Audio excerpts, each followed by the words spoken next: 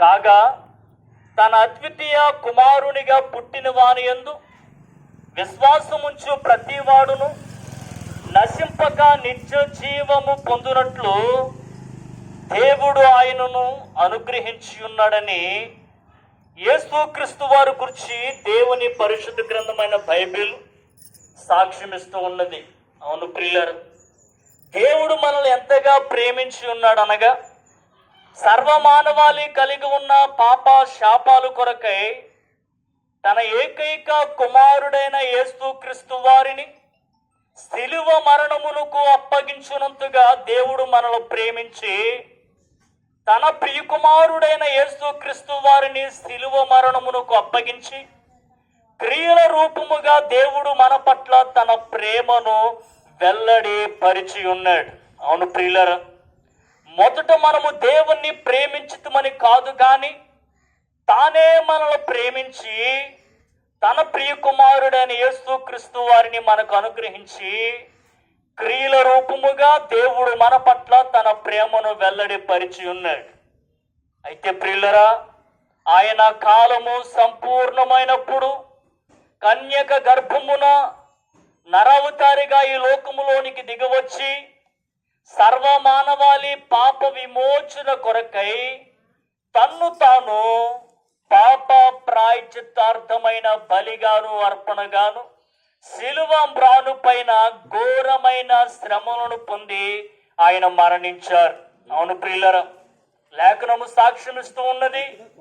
ప్రభువు యేసుక్రీస్తు వారు మన అతిక్రమ క్రియలను బట్టి ఆయన గాయపరచబడి ఉన్నారు.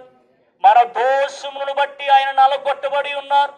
ఆయన కాళ్ళు చేతులలో శీలలు దిగొట్టబడి ఉన్నవి. ఆయన శిరస్సుకు ముళ్ళు కిరీటము నెట్టి ఉన్నారు. ఆయన ప్రక్కలో బలుబుతో పొడిచి ఉన్నారు.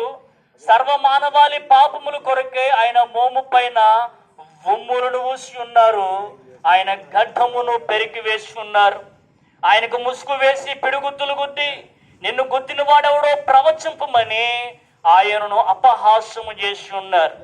ఇట్టి ఘోరాతి ఘోరమైనటువంటి శ్రమలను యేసుక్రీస్తు వారు శిలువ మ్రాను పైన సర్వ మానవాళి కొరకు ఆయన అనుభవించి ఆయన మరణించి ఉన్నారు.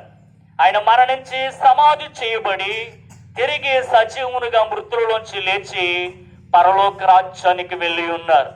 ఈ మాటలు వింటున్న ప్రియ సహోదరి సహోదరుడా, దేవుని ప్రజలారా గమనించండి.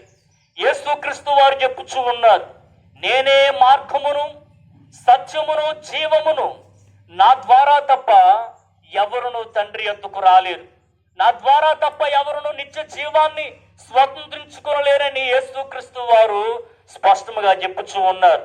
అవును ప్రియులారా, మన ప్రాంతానికి రావడానికి అనేకమైన మార్గాలు ఉండవచ్చును, కానీ పరలోక రాజ్యానికి, దేవుని రాజ్యానికి, మోక్షానికి నేనే మార్గమని యేసుక్రీస్తు వారు ఢంక పదముగా చెప్పుచూ ఉన్నారు.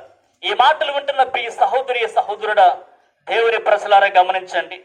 ప్రభువు యేసుక్రీస్తు వారు సర్వ మానవాళి విషయమై ఆ యొక్క సిలువలో చేసిన యొక్క పుణ్య కార్యాన్ని ఎందరైతే విశ్వసిస్తూ ఉన్నారో, ఎందరైతే ఆయనను తమ స్వంత రక్షకునుగా ప్రభువుగా దేవునిగా అంగీకరిస్తూ తమ హృదయమునందు చేర్చుకుంటూ ఉన్నారో, వారు ఎట్టి కర్మపరులైనను యేసుక్రీస్తునందు విమోచనము ద్వారా ఉచితముగా నీతిమంతులుగా తీర్చబడుచు ఉన్నారు.